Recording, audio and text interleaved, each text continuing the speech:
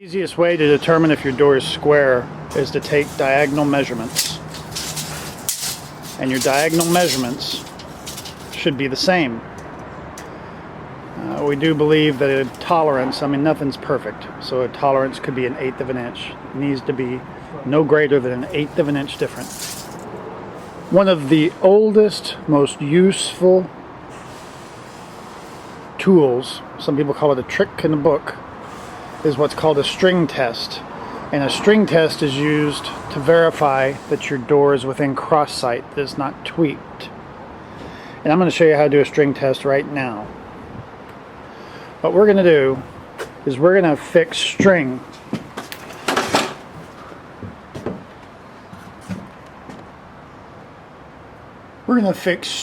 to our door on all four sides. And what's important is that you affix the string to the exact same location, same plane on all four sides. So we've got it at the top, we ran the string down, we carried it over to the other side, the other upper corner.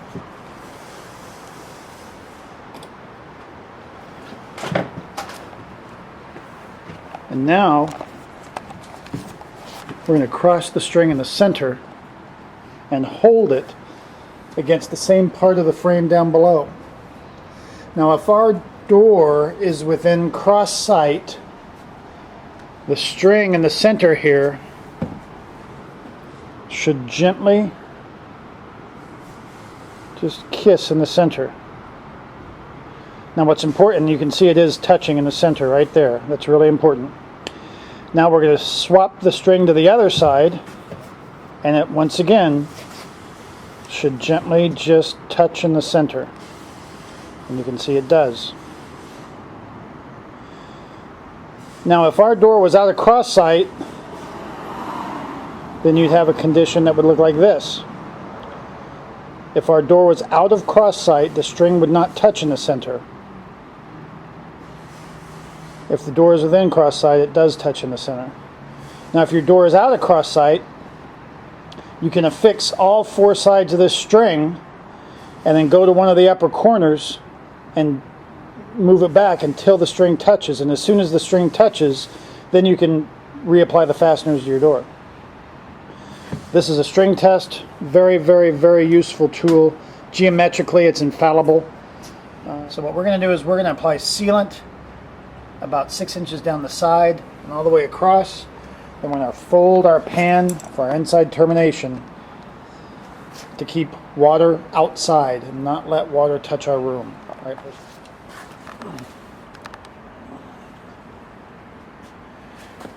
This is not going to be a really large bead of sealant. We're going to put about 1/4 of an inch to 3/8 of an inch bead of sealant.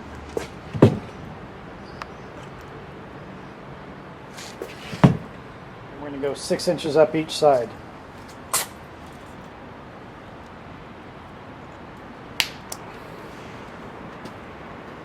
Now it's time to make our fold.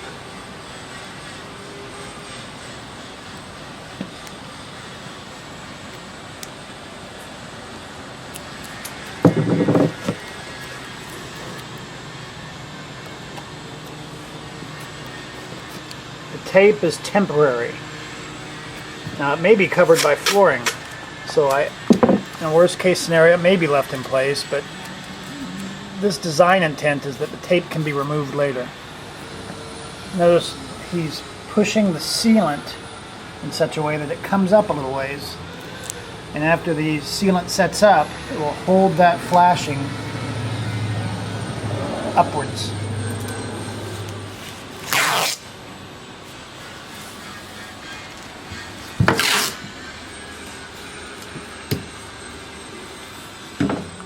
After the sealant is set up, it'll hold the flashing into the upright position.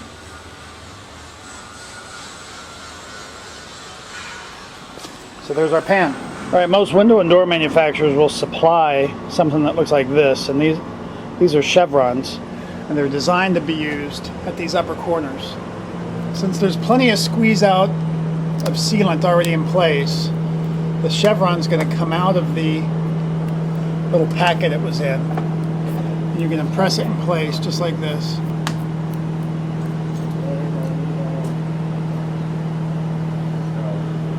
And it's always a good idea to use these.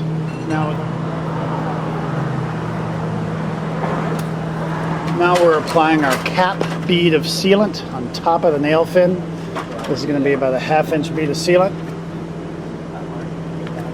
And after this is applied, we'll butter it flat. Again, if you've watched any of our videos, you know that we really encourage you to radius the corners of your putty knife.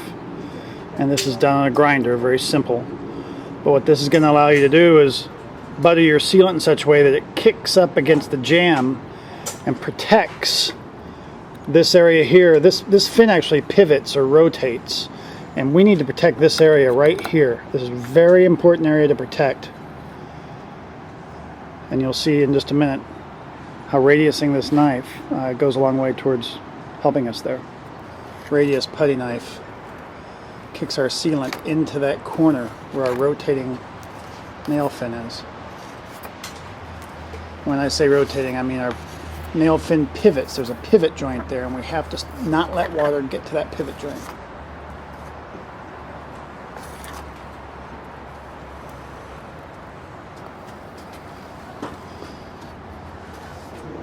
Now remember, the reason we think this is so important is we are not going to apply another strip or course of membrane flashing on top of the nail fin. This sealant application eliminates the need for additional flashing materials on top of this nail fin. Now that our sealant has been properly applied, it's time to apply the top flashing.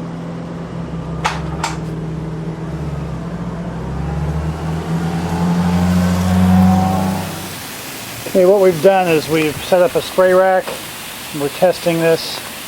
We have inside pressure applied at 9.0 psf, which is a very strong test.